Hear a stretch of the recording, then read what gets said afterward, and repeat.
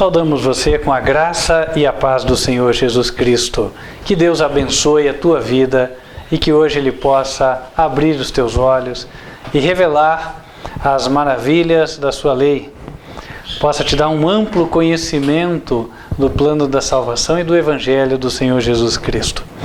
Antes de darmos início à palavra de hoje, adianto que ela vai estar no livro de Romanos, mas antes nós vamos fazer aquilo que o Senhor nos ordenou, conforme está escrito em Malaquias, capítulo 3, versículo 10.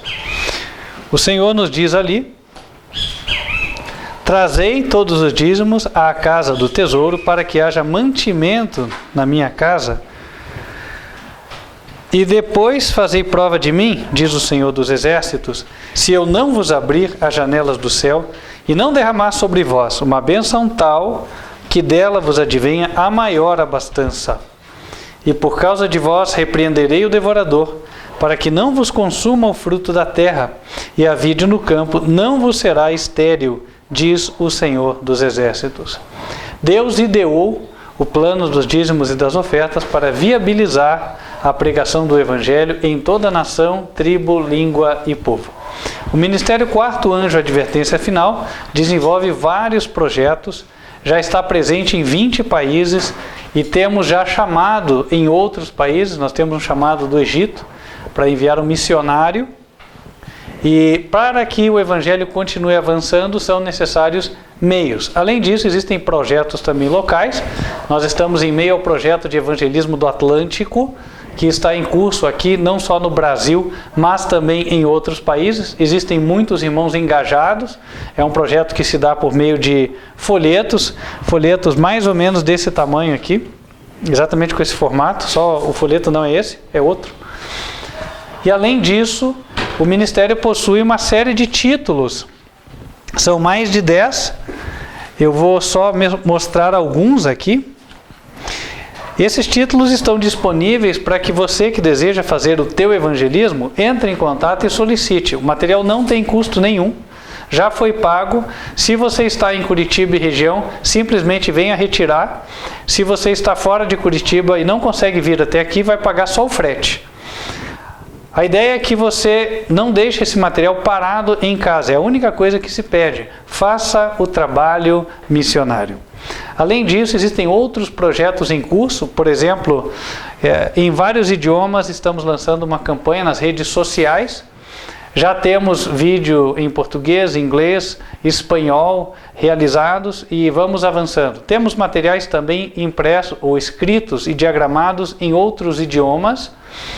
Você que mora fora do Brasil, portanto, entre em contato conosco. Nós temos, por exemplo, material em italiano, nosso primeiro material em alemão está saindo agora. Temos também material, até disse outro dia, até em húngaro nós temos. Então, muitas pessoas podem receber a palavra do Senhor. Entre em contato, pode ser que exista o material no teu idioma. Vai ser um prazer para nós darmos sequência, enviarmos esse material para que você continue avançando. Obviamente, para tudo isso, são necessários recursos. Pagamos ilustradores, diagramadores, pessoas que vão imprimir, gráficas, enfim. Então, por isso, são necessários os recursos. Lembrando, eu não vivo da obra, não pego um centavo para mim. A minha despesa é coberta pelo meu próprio trabalho, sou voluntário. Mas existem aqueles que trabalham tempo integral. A propósito, o Ministério fornece relatório de aplicação dos dízimos e ofertas. Esse relatório é fechado mensalmente. Então, você que é dizimista e que é ofertante, pode ser o nosso ombudsman, pode nos auxiliar a administrar cada vez melhor o recurso do Senhor. E até porque, se há um local onde deve haver transparência, este local é a igreja, muito mais até do que nas empresas. Colocado isso, meus queridos irmãos, nós vamos poder louvar. Nós vamos louvar um dos hinos que encontra-se no inário que foi produzido, o inário do Ministério Quarto Anjo Advertência Final. Esse inário está disponível de forma gratuita. Você pode entrar em contato, e solicitar por e-mail a versão PDF ou também pelo WhatsApp. O número é 55, para quem está fora do Brasil. No Brasil, 41 995098425. Ele tem tanto a partitura da voz quanto as cifras, portanto você pode nos acompanhar. O hino que nós vamos cantar enquanto estivermos aqui no momento da oferta chama-se Meu Melhor Momento. Vamos nos colocar em pé e aí aqueles que se prepararam vão fazer a sua devolução.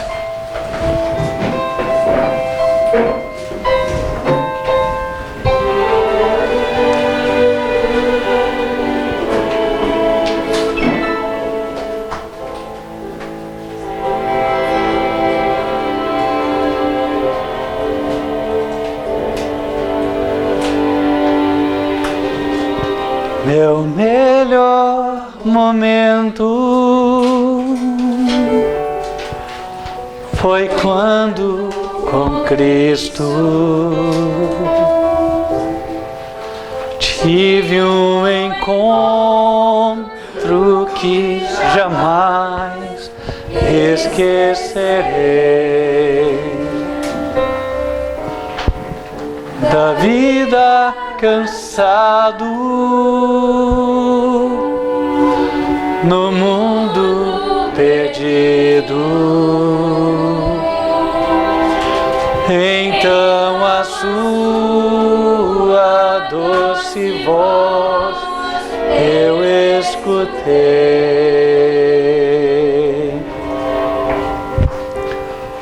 Com tanto amor me chamou, amor que eu jamais fiz por merecer, quando Ele me disse assim: vinde a mim, se estás cansado, eu te aliviarei.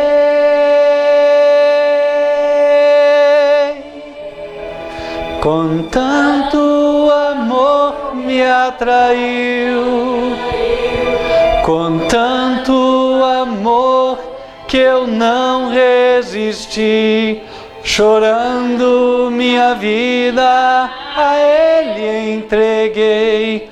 Meu melhor momento foi quando o encontrei. Meu melhor momento. Vamos nos colocar de joelhos e falar com Deus.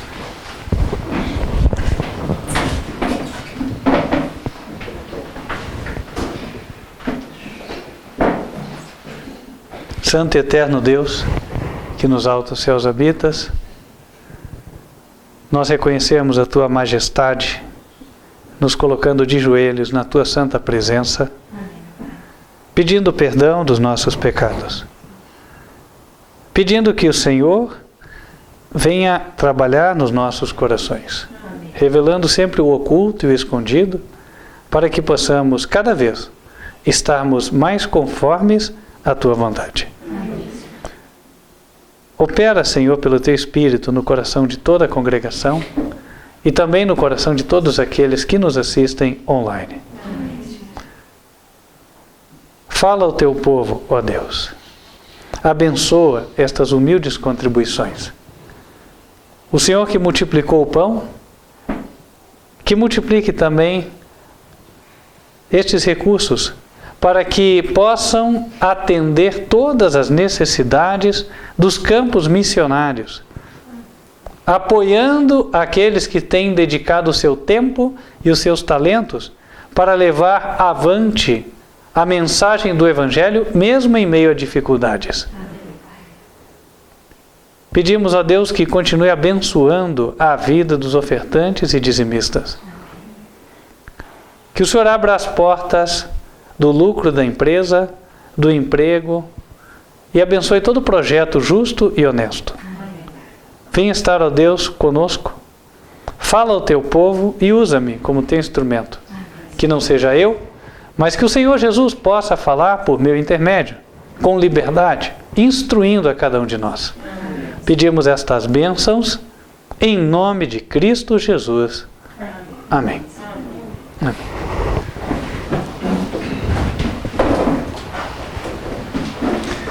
Queridos irmãos, a mensagem de hoje encontra-se em Romanos, capítulo 5. E nós poderíamos simplesmente intitulá-la de O Evangelho em Romanos 5. Convido os irmãos para abrirem. Romanos 5, versículo número 1.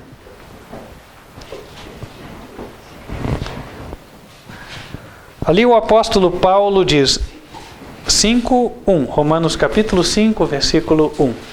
Ali o apóstolo Paulo diz, sendo, pois, justificados pela fé, temos paz com Deus por nosso Senhor Jesus Cristo. O primeiro verso já nos coloca o que é o tema da carta como um todo. O tema é a justificação pela fé.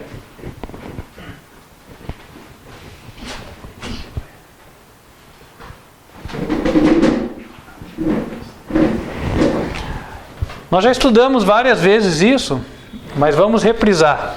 A palavra justificação significa o quê? Significa perdão, né? Por exemplo, a pessoa cometeu uma falha, ela chega até você e fala, poxa, olha, eu errei, me desculpe. Né? E você fala, não, tudo bem. Aí ela explica lá, você fala, não, está justificado. A ideia é que você agora vai esquecer aquela questão, certo? Você vai virar a página. Então, literalmente, vai perdoar aquela pessoa. Então, justificação é... temos uma... Ok, obrigado. Essa eu acho que não aparece bem, né? Vamos lá. Obrigado. Opa, acho que está sem. Acabando a tinta aqui. Então, tudo bem. Vamos lá. Justificação igual a perdão. Então, sendo perdoados pela fé, literalmente este é o significado do verso, nós temos paz com Deus por nosso Senhor Jesus Cristo. Então, antes de sermos perdoados, não tínhamos paz com Deus, correto? Estávamos em inimizade. E por que estávamos em inimizade? Ora, Deus possui uma lei, e se essa lei for transgredida, nós não estamos em paz com Ele. Em Romanos capítulo 6, versículo 23, nós encontramos que o salário do pecado é a morte. O salário do pecado, a recompensa do pecado é a morte. E o que é o pecado? Nós vamos para 1 João capítulo 3, versículo 4.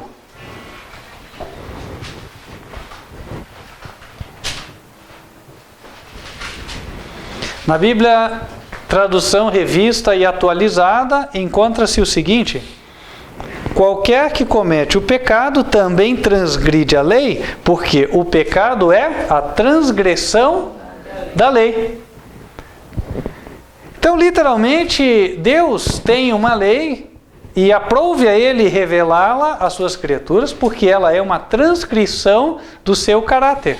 Ou seja, quer saber como Deus é e como Ele espera que nós nos comportemos? Então, Ele nos deu a sua lei. É a regra do seu governo universal. O único lugar onde a desobediência é no planeta Terra. Em todos os demais há uma harmonia perfeita. Todos se comportam como súditos do governo de Deus, da sua lei. Ocorre que, havendo nós desobedecido a Deus, nós não estávamos mais em paz com Ele. Nós estávamos em guerra contra os seus princípios. Se a lei diz não matarás e a pessoa mata, ela está em desarmonia, correto? Então, esse é o ponto. E aí, como é que ela vai voltar à harmonia com Deus? O ser humano, uma vez que ele cai no erro, ele não volta. Ele tem cada vez mais tendência a continuar no erro. Exemplo clássico disso é a pessoa que é viciada em drogas. Então, ela prova a primeira, segunda, terceira vez, e aí, em geral, é quase impossível retornar, correto? Então, gera uma escravidão.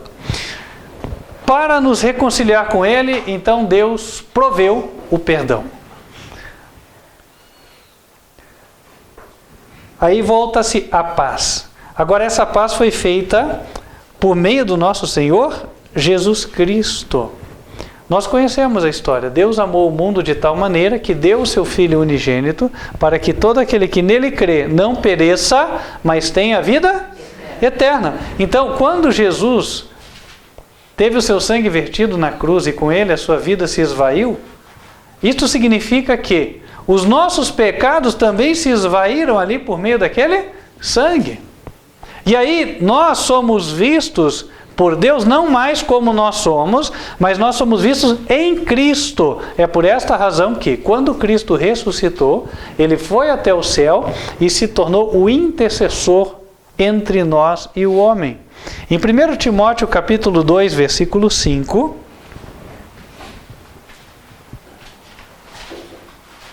1 Timóteo 2, verso 5...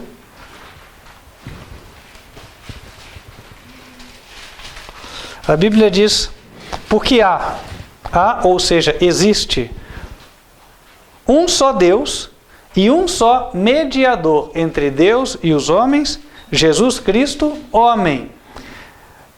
Isso define uma questão fundamental. Independente das diferentes filosofias e religiões que existem no mundo, apenas um pode ser o nosso representante, o representante da humanidade junto a Deus.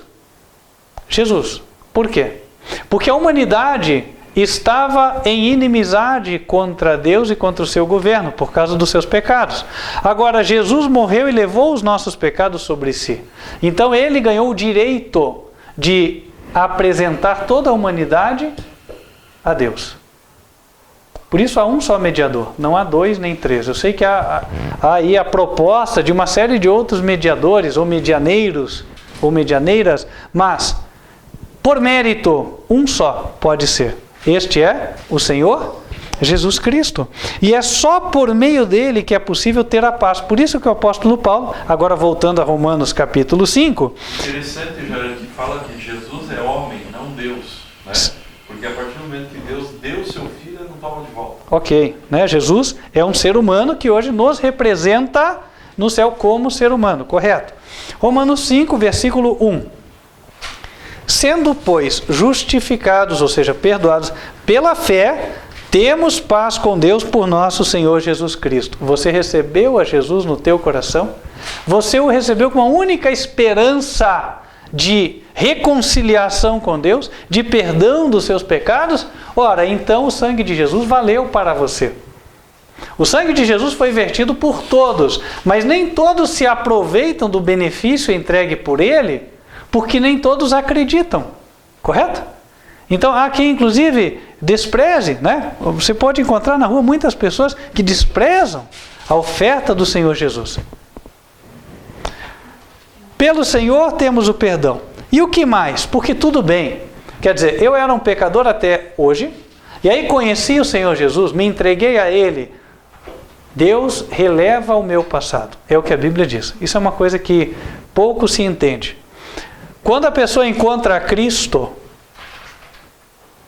então ela recebe o perdão. Mas ela recebe o perdão do quê? Ora, daquilo que ela já fez. Eu já ouvi gente dizendo, não, mas está perdoado os meus pecados passados, presentes e futuros. Ora, a ideia que se tem a partir daí é que temos uma licença para pecar, correto? Não, então está tudo perdoado. O que importa é que eu aceitei a Jesus. Vamos para o carnaval, certo? Errado. Errado, né? Em Romanos capítulo 3, no versículo 24, nós lemos assim: sendo justificados gratuitamente pela sua graça, pela redenção que há em Cristo Jesus, ao qual Deus propôs para propiciação pela fé no seu sangue, para demonstrar a sua justiça pela remissão dos pecados, notem o termo, a remissão dos pecados dantes cometidos sob a paciência de Deus. O dantes, ele nos remonta ao passado.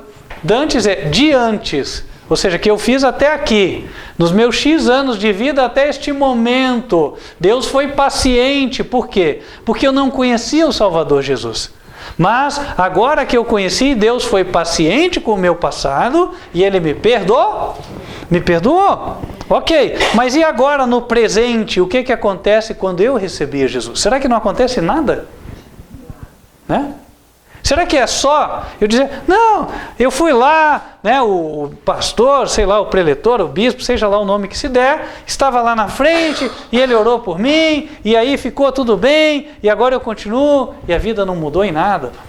Não pode ser assim. O apóstolo Paulo diz que efetivamente não é assim. Em Romanos capítulo 5, voltando, agora versículo 2, falando de Jesus, pelo qual também temos entrada pela fé a esta graça, na qual estamos firmes, e nos gloriamos na esperança da glória de Deus. Ora, evidente fica aqui que introduz uma nova experiência nas nossas vidas, uma experiência que nos faz ficar firmes. Firmes em relação ao quê?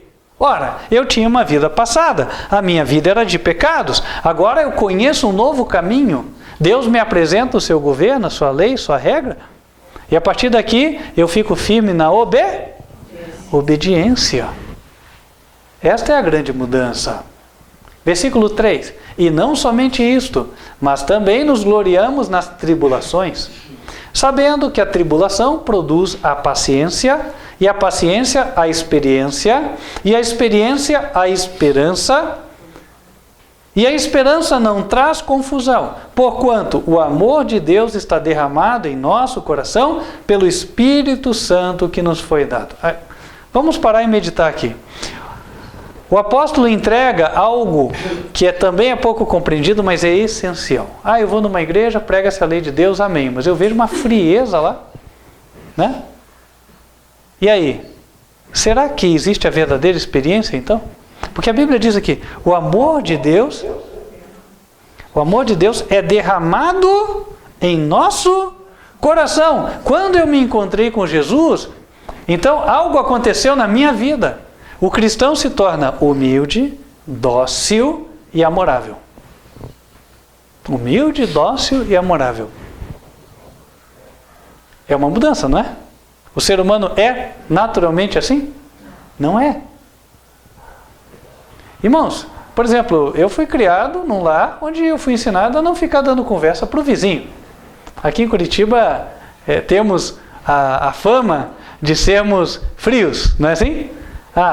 Sobe no elevador, quando muito, bom dia. Né? Terminou? Bom dia. E entra, correto? Então, enfim, nós fomos ensinados assim. Ora, mas quando o Senhor Jesus derramou o seu Espírito em nossos corações, nós permanecemos assim? Não, poxa, hoje chegaram pessoas que eu não conhecia, irmãos, poxa, irmãos, que bênção, vinham, né? Sejam bem-vindos, estamos felizes, né, com a presença dos irmãos. Ora, quem que põe isso em nossos corações? Né?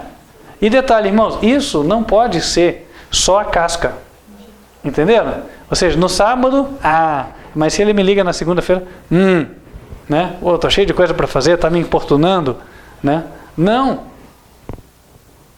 Né? Uma coisa que no passado eu era muito mais jovem e frequentava uma igreja, me assustei uma vez, né? Conheci um irmão lá, não interessa o nome, mas era uma pessoa que eu via lá, até guiava a igreja, líder e tal. Um dia liguei para ele assim do meio de semana, né?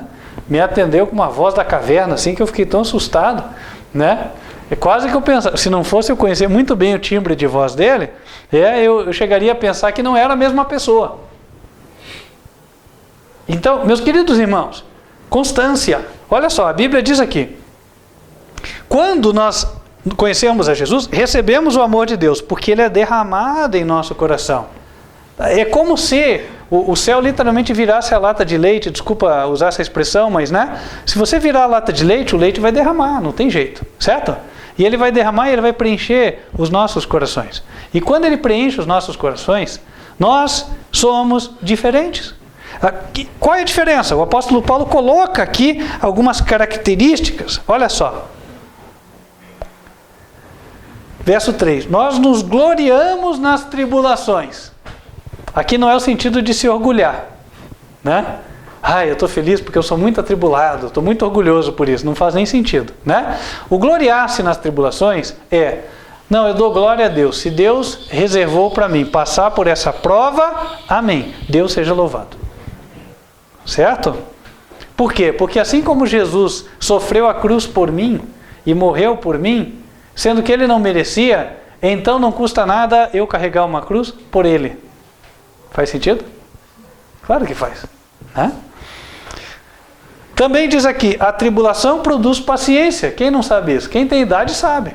É interessante que os cabelos brancos trazem experiência e trazem paciência, não é assim?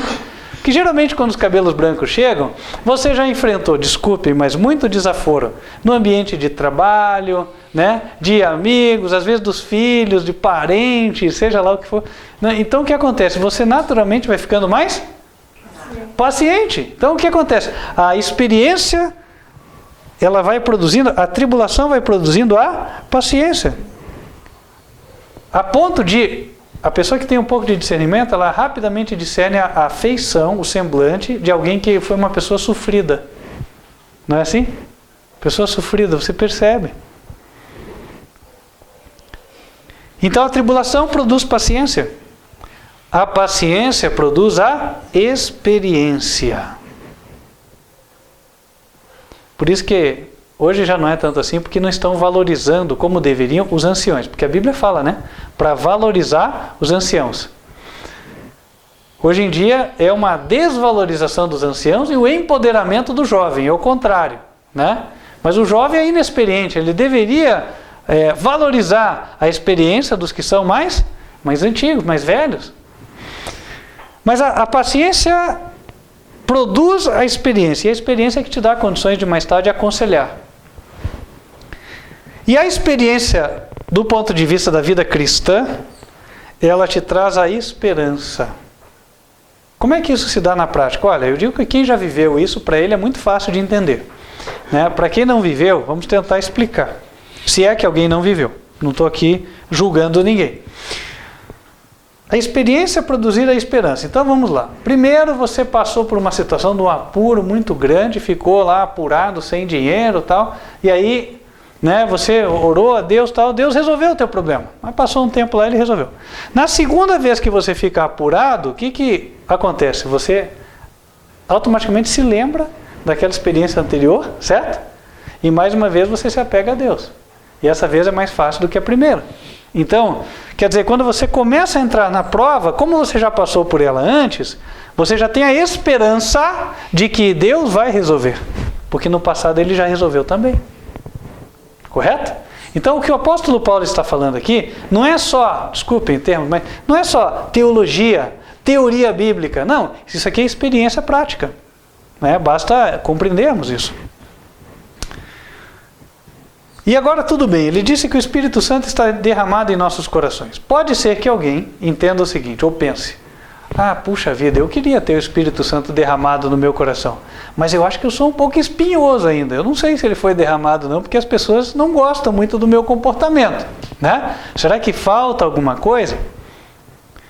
Versículo 6, como acontece essa experiência? Romanos 5, verso 6, porque Cristo, estando nós ainda fracos, morreu a seu tempo pelos ímpios.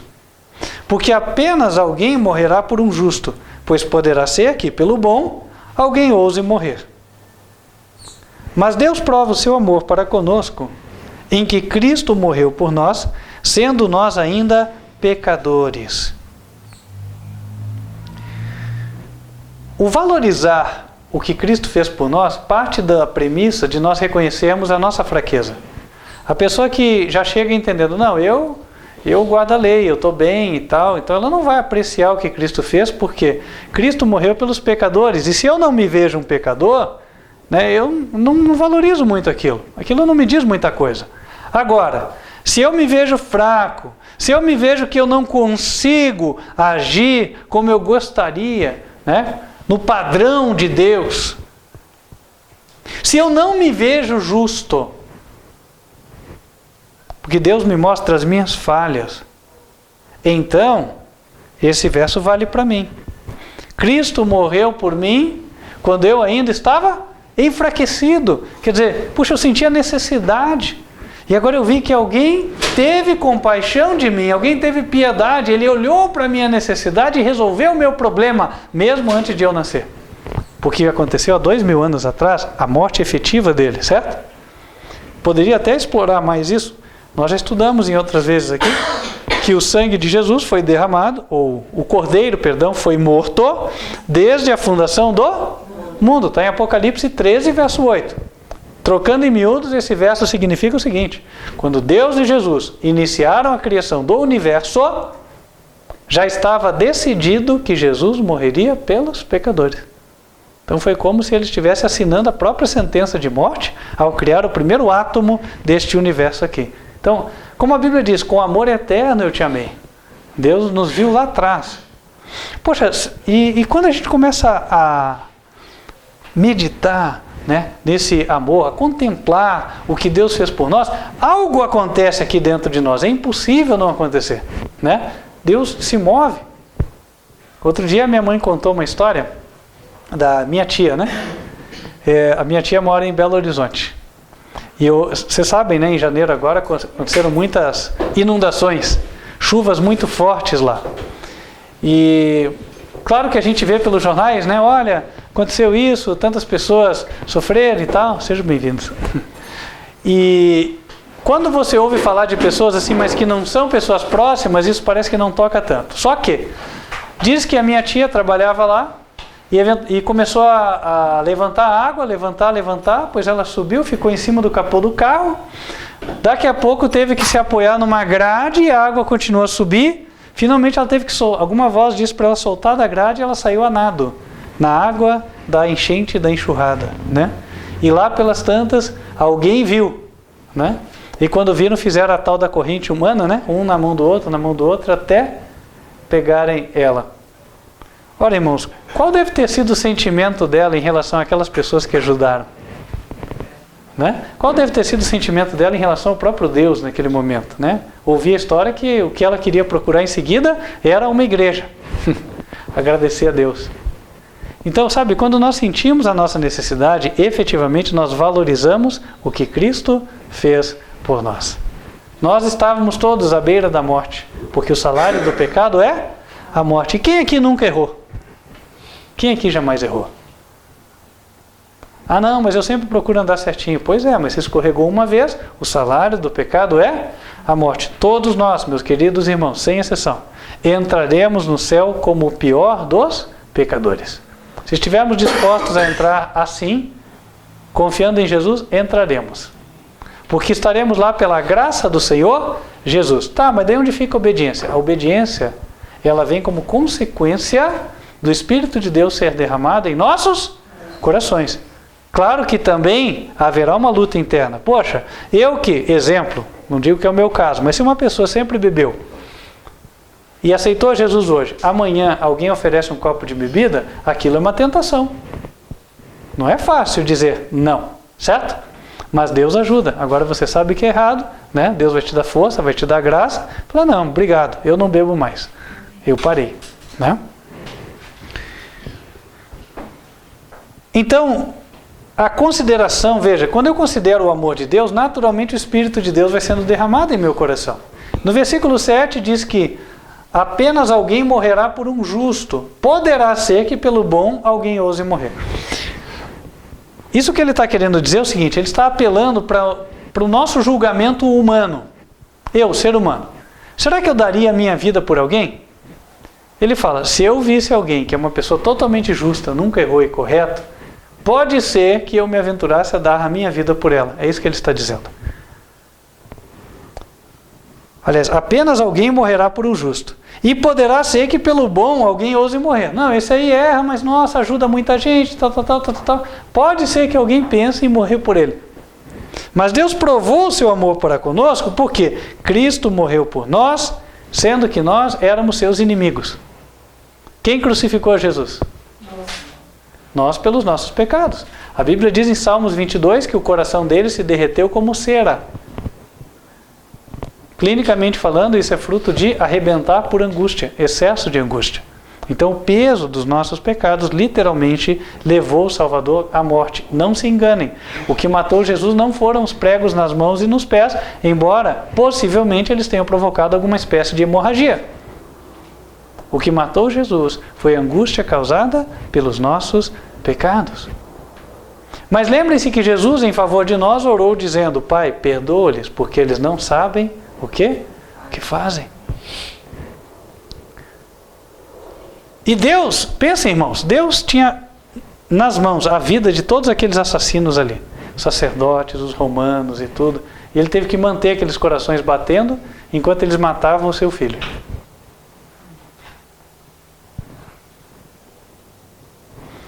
E aí Deus provou o seu amor por nós e provou que ele também se sacrifica. O verdadeiro amor é aquele que se sacrifica. Então, ao ponderar, ao meditar, e até faria bem sempre nós meditarmos no sacrifício de Jesus, né, no que ele fez por nós, no que Deus fez por nós. Ao meditarmos, então Deus vai nos enchendo, e aí nossa vida vai mudando. Versículo 9. Logo, muito mais agora, sendo justificados pelo seu sangue, seremos por ele salvos da ira. A ira, ela tem a ver com o período no qual Deus vai efetivamente castigar os ímpios. Em Apocalipse, capítulo 15, versículo 1.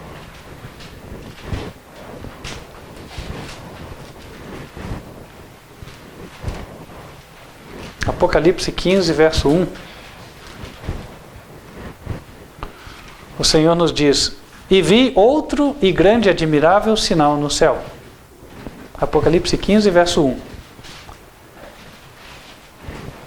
E vi outro grande e admirável sinal no céu.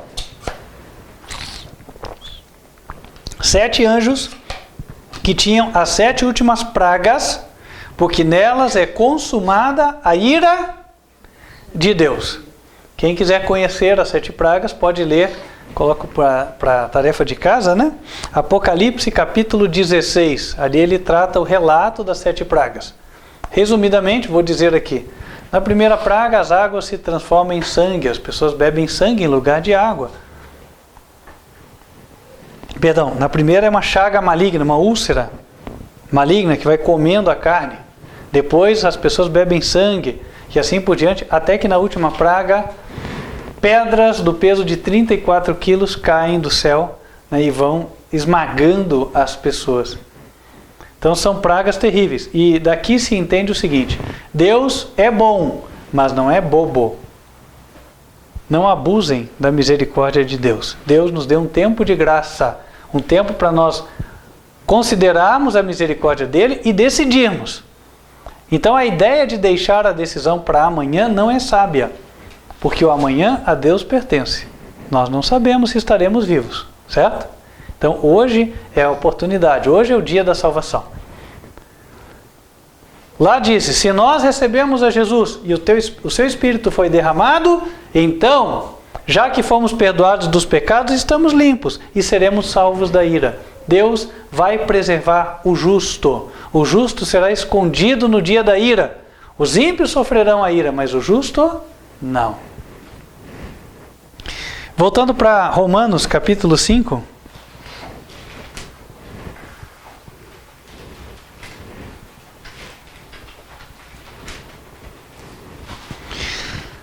Versículos 10 e 11. Porque, se nós, sendo inimigos, fomos reconciliados com Deus pela morte de seu Filho, muito mais, estando já reconciliados, seremos salvos pela sua vida. Irmãos, este verso encerra uma verdade muito importante. Quando ele fala que nós éramos inimigos, isso se refere ao antes de aceitar a Jesus. Eu era inimigo porque eu era desobediente aos seus mandamentos, à sua lei. E aí? Então fui reconciliado com Deus pela morte de seu Filho. Isso quer dizer que quando Jesus morreu na cruz do Calvário, ele deu satisfação para os pecados de toda a humanidade. Da parte de Deus o perdão foi dado. Vocês já viram alguma história onde o ofendido perdoa o ofensor antes do ofensor pedir desculpa? Foi isso que aconteceu. Deus foi o ofendido. Nós fomos os ofensores. Então Deus derramou o sangue do seu Filho e nos perdoou antes de nós pedirmos perdão. Essa é a primeira parte. Éramos inimigos, fomos reconciliados com Deus pela morte de seu Filho. Aí ele diz, muito mais estando já reconciliados. Opa, agora tem algo aqui. Se um não quer fazer as pazes, os dois estarão em paz? Não tem jeito. Então veja, Deus quis fazer as pazes, mas aqui na humanidade, no mundão, né, a maioria não quer fazer as pazes com Deus, certo? Quer continuar vivendo segundo a sua própria vontade egoísta. Mas existem alguns que querem. E esses que querem são reconciliados. É a isso que Paulo se refere aqui. Eu recebi a Jesus, então já fui reconciliado. E aí o verso avança. Eu fui reconciliado, aceitei a Jesus, agora serei salvo pela sua vida. Jesus comunica a sua vida a mim.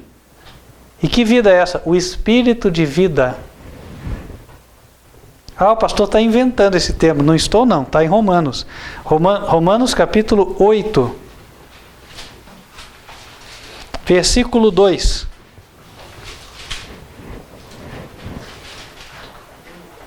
Diz, porque a lei do Espírito de vida em Cristo Jesus me livrou da lei do pecado e da morte. O Espírito Santo de Cristo traz a vida espiritual para a minha alma. Trocando em miúdos, me torna obediente.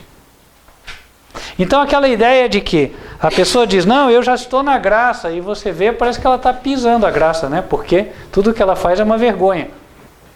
E sabe ainda. Faz e sabe que está errado e continua fazendo, planeja fazer o errado. Ora, essa pessoa está vivendo na graça de Deus? Não está, não pode estar. Compreende? Ora, aquele que recebeu o Espírito de Deus, ele frutifica. E que espécie de fruto é? Certa vez eu fui ouvir uma preleção e a pessoa falou, não, nós acreditamos que existe um fruto só do Espírito. E morreu aí. Eu pensei, poxa, tudo bem, mas daí? Aí faltou a essência. A essência é o seguinte, tá, que fruto é esse? Que fruto é esse? Quando eu recebo o Espírito, é só dizer que eu tenho fruto? Tá, isso fica no vazio, certo? Eu preciso entender que fruto é esse, para ver se efetivamente ele existe na minha vida ou não. A Bíblia diz claramente qual é o fruto do Espírito. Gálatas capítulo 5.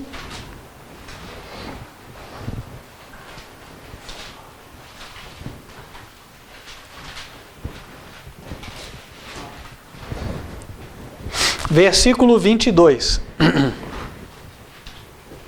Diz assim, mas o fruto do Espírito é amor, alegria, paz, longanimidade, benignidade, bondade, fé, mansidão, temperança. Contra essas coisas não há lei. Então vamos meditar aqui. A pessoa recebeu o Espírito de Deus, é uma pessoa amorável. Ela vai mudando. Ah, mas ele nasceu de uma família onde todo mundo era bruto. Tudo bem, mas com o tempo ele não vai mais ser tão bruto assim. Ele vai mudar, certo? Ele vai ser mais soft, né? Mais light, vai ser mais brando, mais calmo, mais suave nas maneiras. O que mais? Alegria. Cristão emburrado não testifica, né? Toda cara fechada. Ora, gente, com o semblante fechado, você olha que a pessoa, você acha até que a pessoa está perturbada, não é assim?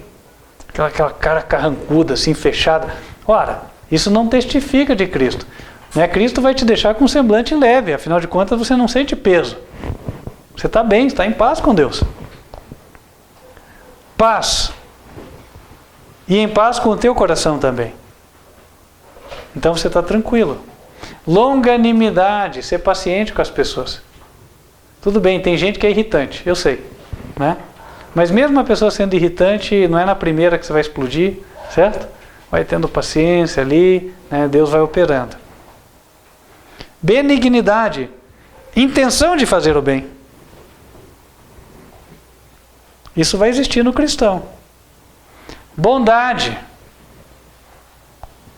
A palavra se autoexplica, acho que é desnecessária explicação aqui. Fé. O cristão que acha que tudo vai dar errado, ele tem uma experiência cristã que não está assim como deveria. Porque se eu tenho fé, as coisas não vão dar errado. As coisas vão dar certo, de acordo com o plano de Deus. Não é assim? Tudo que Deus quiser será feito.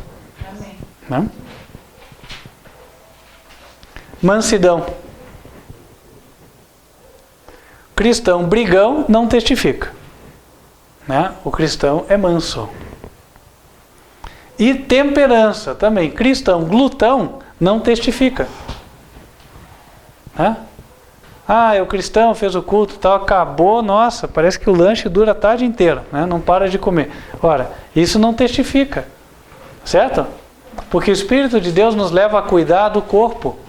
Corpo que é o templo do Espírito Santo. Temos que cuidar tão bem do corpo como cuidamos do nosso caráter.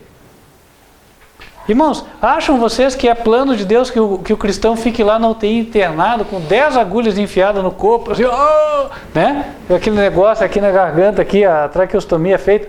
Irmãos, não é o plano do Senhor. Você acha que Deus quer que você fique definhando ali e morra daquele jeito? Não é o plano de Deus. O plano de Deus é te ensinar para que você cuide bem do seu corpo. E aí você morra se tiver que morrer, mas de boa velhice, farto de dias, como a Bíblia fala do patriarca Jacó, por exemplo, né? Morreu velho e farto de dias, Abraão. Né? Jacó diz que ele pegou, ele sentou na cama, aí ele deu a bênção profética para todos os seus 12 filhos, e em seguida deitou na cama, recolheu e morreu. Dormiu. Que diferença em relação a tantas mortes que se vê hoje, né? Não é uma bênção?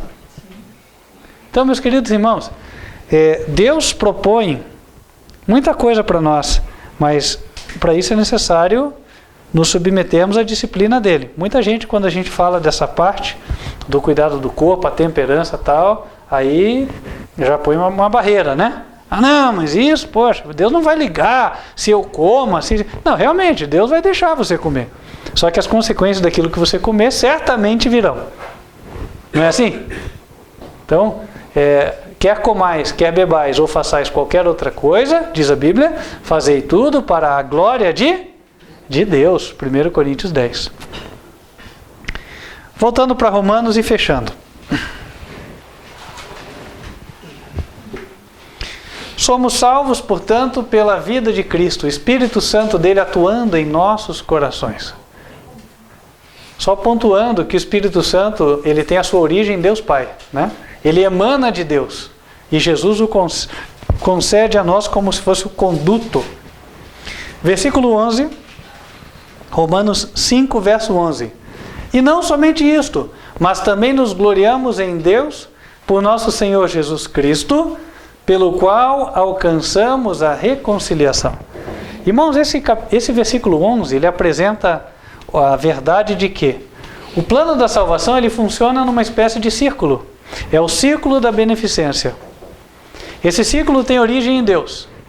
Então Deus amou a nós. Tendo nos amado, providenciou a resolução de todos os nossos problemas através do Filho. Nós íamos pecar e Ele proveu a oferta para resolver o nosso problema, Jesus. Agora Jesus morreu por nós. Nós contemplamos esse sacrifício, aceitamos a Jesus, somos mudados. Finalmente nós entendemos que foi Deus quem proveu isso e damos glória a Deus. Então, a beneficência tem a sua origem em Deus e ela retorna com ações de graças para Deus. Né? E daí um entendimento que claro, meridiano ao longo de toda a Bíblia, ou seja, é apresentado com clareza meridiana, é o seguinte: a Jesus damos a adoração, mas a Deus a suprema adoração. O próprio Jesus falou, o Pai é maior do que eu. Né? Então, Deus é a origem, a fonte de todas as coisas. Por outro lado, honraremos sempre a Jesus como honramos o Pai, porque Ele determinou. Né? Mas sabendo que a origem é nele. né? Deus é a fonte. E assim, meus queridos irmãos, avançamos nesta experiência aqui na Terra. A cada sábado louvamos a Deus pelas beneficências que Ele fez para conosco. Relembramos o sacrifício do Senhor Jesus. Nos aproximamos de Deus e somos transformados. E isso se repete até aquele grande dia em que seremos recolhidos, em que o Senhor Jesus virá nas nuvens do céu e nos apresentará a Deus. Aquele a quem hoje vemos somente pela fé, mas naquele bendito dia veremos com os nossos próprios olhos. Amém? Amém. Finalizamos com um apelo. Quem gostaria de viver esta experiência na terra e em breve ser levado ao céu para estar com Deus e o Senhor Jesus? Amém. Que assim seja, em nome de Jesus. Vamos nos colocar de joelhos e falar com Deus?